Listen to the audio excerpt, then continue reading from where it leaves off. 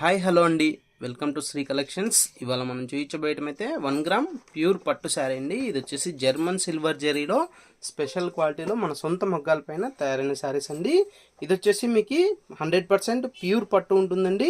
మీరు ఎక్కడైనా కూడా చెక్ చేయించుకోవచ్చు. ఇది వచ్చేసి బయట మార్కెట్ ప్రైస్ మీకు 12,000 నుంచి 13,000 అలా 16,000 వరకు అలా షాప్ని బట్టి సేలింగ్ ప్రైస్ ఉందండి.